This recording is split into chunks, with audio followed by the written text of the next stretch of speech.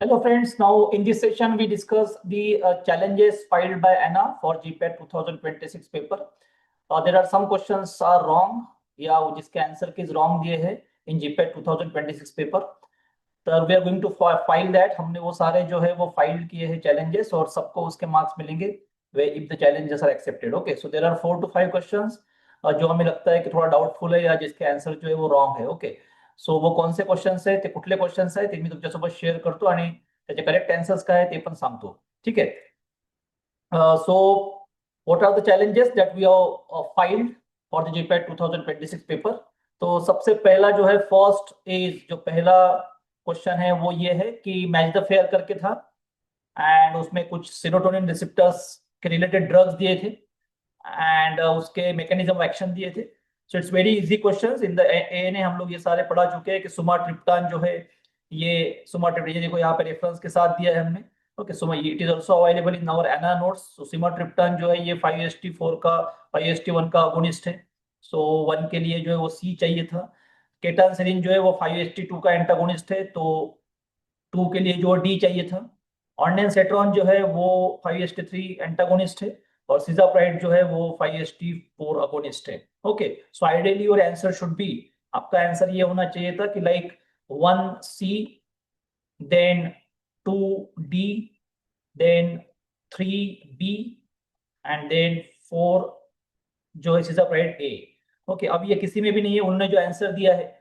Okay, जो answer दिया है करेक्ट मतलब आंसर शीट में वो ये दिया है D1, but this is not correct. So correct answer ये है 1C, 2D, 3B and 4A and it is not given anywhere in the option. चारों ऑप्शन में है आंसर ही नहीं है. That's why this question is considered as wrong. म्हणून हा question जो आहे तो रॉंग कन्सिडर केला जाईल आणि सगळ्यांना याचे मार्क्स मिळेल.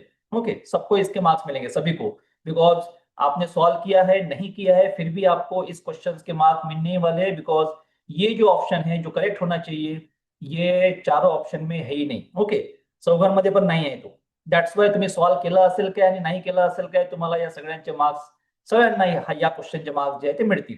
Okay, so this is we filed, ये हम लोग एक चैलेंज किया है. ओके, ये उसका रेफरेंस है और एना में भी हमने ये सारा पढ़ाया है. नेक्स्ट क्वेश्चन है which of the following test of aloe is based on the fluorescence test. तो फ्लोरोसेंस टेस्ट जो है उन्होंने आंसर दिया है बोरेक्स टेस्ट. बस borax test and schoentetens test ये सेम ही है, both are same. These are the name same test. Okay, schoenteten test and borax test are synonym बोल सकते हो या ये दोनों एक ही टेस्ट है या दोनों एक टेस्ट है. You can see the reference also. Okay, ये हमारी एना नोट्स में भी है और इधर भी दिया है. दिस इज गोखले कोकड़े पुरोहित का एक स्क्रीनशॉट है कि schoenteten test and borax test are same. That's why जिन्होंने आंसर बी लिखा है according to answer keys answer D दिया है उन्होंने, but B and D both are correct, ये दोनों करेक्ट आंसर है.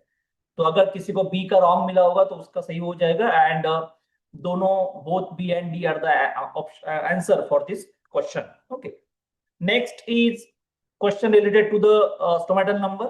So quantitative values determined for identification of leaf drug remains constant throughout the age of the plant except पूछा है. अगर ये एक्सेप्ट नहीं होता इन द क्वेश्चन, उन्होंने आंसर दिया है स्टोमेटल इंडेक्स. सो अगर ये एक्सेप्ट वर्ड नहीं होता then stomatal index correct option है. Okay, the value of quantitative microscopy मतलब स्टोमेटल इंडेक्स ये कांस्टेंट होता है throughout the age of the plant. But उन्होंने पूछा है कि एक्सेप्ट मतलब कौन सा कांस्टेंट नहीं है, तो स्टोमेटल नंबर इसका सही आंसर है. This is the answer. Okay, correct answer, ये करेक्ट आंसर है. स्टोमेटल नंबर उन्होंने दिया है स्टोमेटल इंडेक्स. ओके, तो ये एक्सेप्ट वर्ड नहीं होना चाहिए था फिर स्टोमेटल इंडेक्स आंसर हो सकता था. ओके, हियर रेफरेंस हमने दिया है ट्रिजा निवंस का. It is also available in the एना लेक्चर्स, एना नोट्स. हमारे एना फार्मेसी क्लास के नोट्स में और लेक्चर में भी ये अवेलेबल है कि stomatal index remains constant for given species throughout the age of life while stomatal number जो है वो वैरी होता है. Okay, that's why answer of this question should be stomatal number not index. तो ये भी हमने फाइल किया है. जिनको भी ये रॉन्ग हुआ मिला होगा उनको इसका मार्क्स मिलेगा. Next is tube dilution test for bactericidal agents. Stainless steel cylinders are inoculated with test organism and exposed for.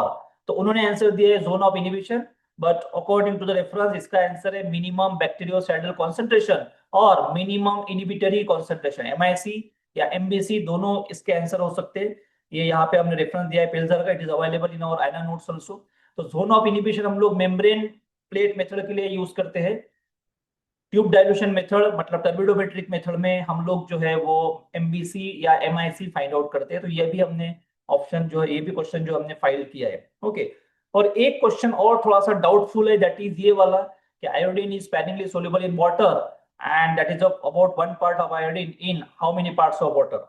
अब according very sparingly soluble term कहीं पे लिखा नहीं होगा, you can see here this is a table provided by एना, ये हमारे notes का टेबल है कि स्पेरिंगली सोल्यूबल के बाद स्लाइटली सोल्यूबल है, तो वेरी स्पेरिंगली सोल्यूबल ऐसा वर्ड तो नहीं है कहीं पे भी। Okay, very sparingly soluble, but very sparingly soluble it is in between, ये आता है in between slightly soluble.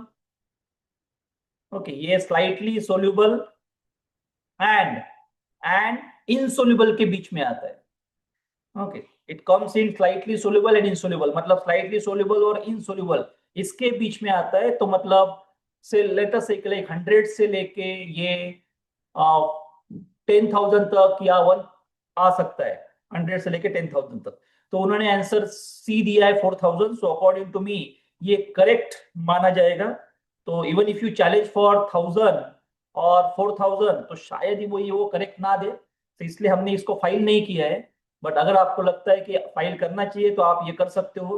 Okay, because there is no a specific term, कहीं पे भी ऐसा मेंशन नहीं है कि वेरी स्पैनिंगली सोल्यूबल, गूगल वाला नहीं बोल रहा हूं मैं। ओके, गूगल पे से फाइंड आउट नहीं करना है, बुक्स का रेफरेंस चाहिए, बुक्स का। तो अगर बुक्स में नहीं है तो फिर डिफिकल्ट जाएगा आपको इसको चैलेंज करने के लिए। तो अगर आपके पास इसका बुक वाला प्रूफ है तो आप प्रेफर कर सकते हो, क्योंकि वेरी स्पैनिंगली सोल्यूबल का मतलब है बिटवीन स्लाइटली सोल्यूबल से लेके इनसोल्यूबल के बीच में। तो उसके हिसाब से 4,000 उनका आंसर करेक्ट है। ओके, बट देन 400 भी आ सकता है, 1,000 भी आ सकता है, इन बिटवीन दैट ये दोनों वैल्यू इसमें आ सकता है। और इसीलिए थोड़ा सा मतलब जो है वो डाउटफुल है। अब वो क्या कंसिडर करते हैं वी डोंट नो। ओके, वो कैसा कंसिडर करेंगे हमें पता नहीं, इसलिए हमने इसको फाइल नहीं किया है। आप चाहे तो इसको फाइल कर सकते हो पर्सनली। ओके, विथ प्रूफ आपको करना है। Okay, so these are the 4 questions जो हमें लगता है कि फाइल कंफर्म है। ये 5वां क्वेश्चन जो है वो डाउटफुल है। Okay, so first question that we have find is ये match the pair serotonin receptor वाला, उसके बाद ये बोरेक्स टेस्ट मतलब हलो वाला, देन ये स्टोमेटल नंबर वाला एंड ये ट्यूब डाइल्यूशन मेथड वाला। तो ये तो कंफर्म है 4, और ये 5वां जो है ये थोड़ा सा डाउटफुल है। So if you feel that कि इसको अप्लाई करना चाहिए तो आप खुद होके भी कर सकते हो। ओके, सो दैट्स इट जो हमने फाइल किया आहे ते याचे मार्क घ्यायचे सगळ्यांनाच मिळेल। पर्पज हाच आहे त्यामुळे स्टुडंटनी इंडिव्हिज्युअली फाइल केलं नाही तरी चालेल या बाकीच्यांना। Okay, so thank you.